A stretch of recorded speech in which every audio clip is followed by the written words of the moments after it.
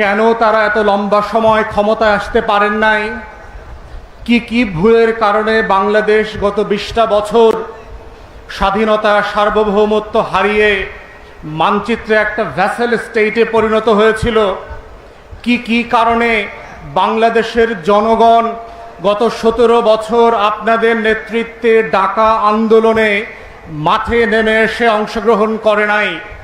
আমাদের ধারণা ছিল আপনারা বুঝতে পেরেছেন যে বাংলাদেশ 2006-এ যেখান থেকে আপনার কম্পিউটার সুইচ অফ করেছিলেন সেই বাংলাদেশ 2026-এ নাই।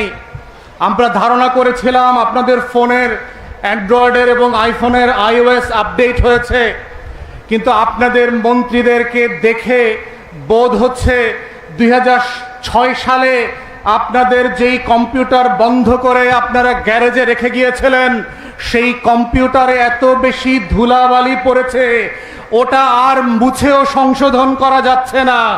2006-এর পরের বাংলাদেশ 26-এ যে ওসমান হাদির বাংলাদেশে পরিণত হয়েছে, শহীদ ওয়াসিমের বাংলাদেশে পরিণত হয়েছে, আবু সাইদ মুগ্ধের বাংলাদেশে পরিণত হয়েছে, আপনারা সেই নারী নক্ষত্রের খবর বুঝতে পাচ্ছেন না।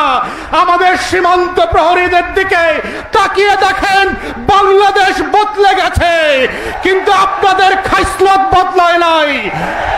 এবং মাথায় রাখবেন, আপনাদের খাইসলত যদি না বদলায়, আওয়ামী লীগেরও কিন্তু লেজ সোজা হয় নাই 17 বছরে। আমরা জানি লেজ কিভাবে সোজা করতে হয়।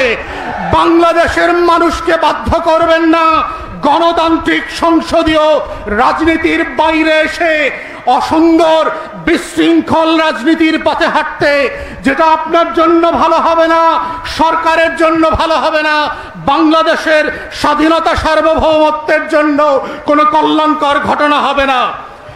দ্বিতীয় কথা হচ্ছে, মমতা গত কয়েকদিন আগে ইন্টারভিউতে বলেছে ভারতের স্বরাষ্ট্রমন্ত্রী অমিত শাহ নাকি জানে কাকে দিয়ে কাকে খুন করানো হয়েছে।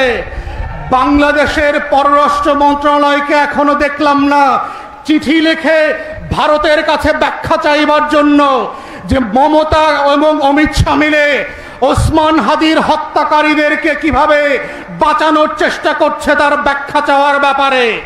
তাহলে আমরা একই জিনিস দেখেছি গত 17 বছরে, দিল্লির আধিপত্যবাদের বিরুদ্ধে চোখে চোখ রেখে যদি কথা বলা না যায়, স্বাধীন এবং আজাদির পক্ষে, ইনসাফের পক্ষে যদি আপনি দাঁড়াতে না পারেন, তাহলে তার পরিণতি কি হতে পারে। কিন্তু আমরা ধারণা করেছিলাম